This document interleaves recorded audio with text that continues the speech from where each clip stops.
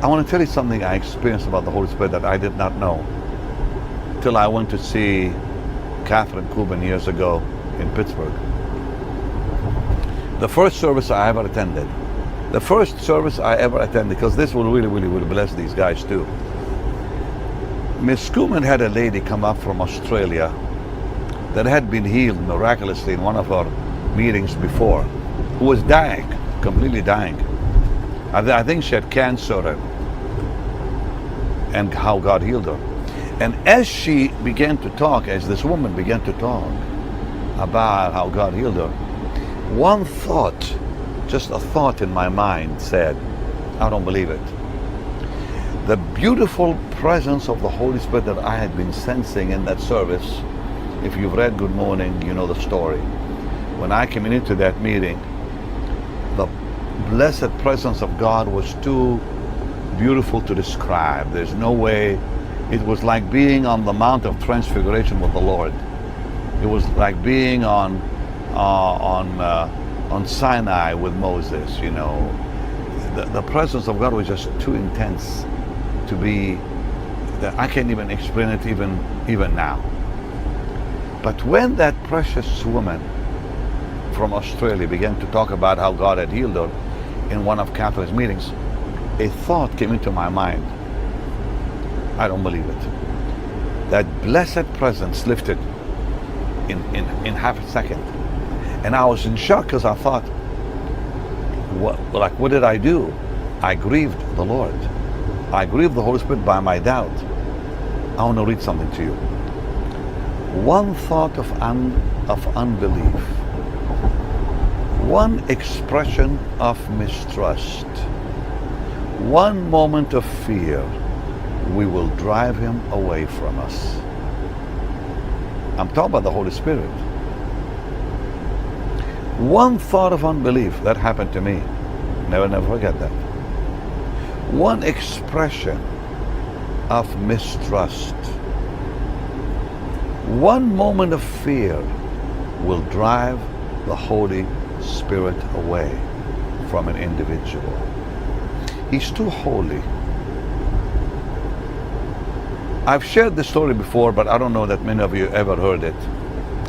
One of the meetings I had gone to with Miss Kuhlman, and I talk about it a lot because my life was so transformed in those years, in those amazing meetings I attended. You can see Catherine today, Miss Kuhlman, on YouTube and tapes, but it doesn't really tell the story. To be there was life-changing, and I mean life-changing. I was so hungry for the presence of God. I said, Lord, before the service dismisses, would you please stay with me? Because I had experience before when we would leave. I wanted to stay there because I was basking in God's beautiful presence for 4 or 5 hours, and I didn't want to leave. And I was the last one to leave that building. Everybody was gone, and I'm in there by myself, afraid to walk out of First Presbyterian Church in Pittsburgh. Miss Kuhlman was gone. The crowd had left. I was standing in that building by myself, afraid to leave the sanctuary in case I would lose the blessed presence of the Lord I had been sensing all that service. And I prayed a prayer. I said, Lord, would you please go with me? Is it possible for you to keep this presence around me as I walk out? And to my amazement, it happened. I walked out of the building. I was like surrounded with this glory. I went down that street, downtown Pittsburgh, walked to the William Penn Hotel where we were staying, across the park, went up the elevator, people all over the place. I was like by myself. I couldn't even see them. There were hundreds of people on the street and traffic everywhere. This is, downtown Pittsburgh. I walked up to the floor where I had stayed, and Jim Pointer, the man who took me down, his room was very close to where I was staying. So I just happened to see that his door was open, and his son Donnie was watching a program on TV, Let's Make a Deal. It's an old program, and on TV, and he had come to that service. And I was in shock how they could be watching something like that after such a glorious meeting, with the Lord. I just happened to put my head in like that. I was looking for Jim. He's a saintly man. His son, though, was watching that program, Let's Make a Deal on TV. As my eyes saw the program, the Holy Spirit left, and I began weeping. I was so hurt and so upset that man, meaning Donnie, the son, turned that TV on, and as a result, I lost. The presence of God left. I can tell you what I've read here. One expression, even one act of someone else that you come in contact with, we lose the presence of God. The presence of God can be lost by the wrong people around us. Even when we don't know that they're about to do or say something unholy. So just think about how a breath of frost can wither the petals of the most sensitive rose. Frost can wither the beautiful lily. That's what we do to the Holy Spirit when we bring the world in, or we think a thought of unbelief, or when we show mistrust, or when we have fear. It's like the frost or cold on the petal of a rose or a lily, and it withers away.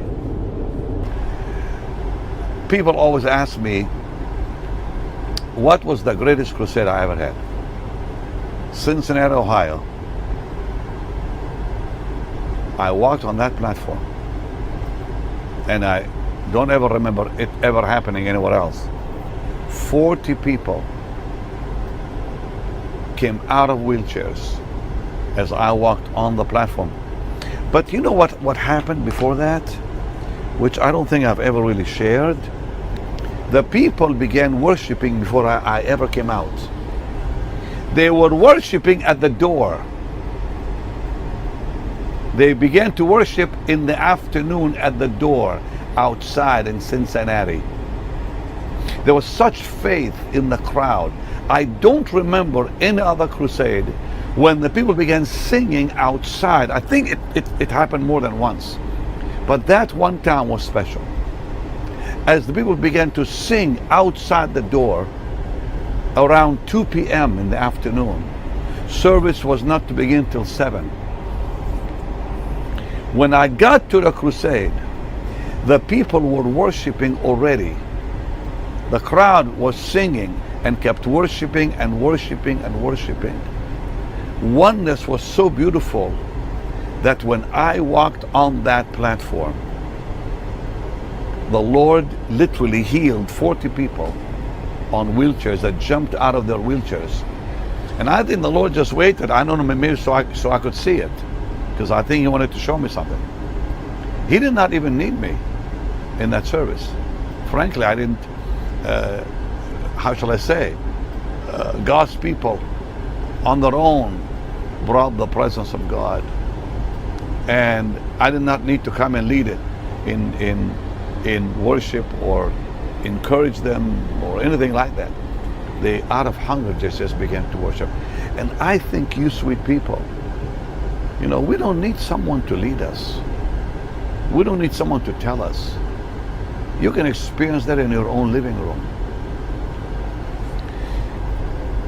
Cleveland and Kitchener, Ontario, the only two places I remember where the glory of God came in a home that I was in.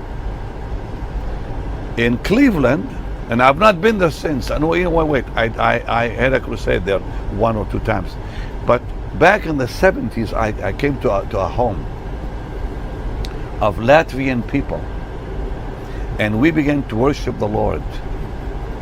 I remember Jim Ponto playing his accordion in a very beautiful, simple home of a Latvian family. The precious presence of the Lord that came was just beautiful. It was about maybe not even 10 people. Same thing in that home in Kitchener.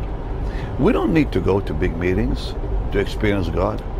Where 2 or 3 are gathered in my name, there am I in the midst. That's what the Lord said.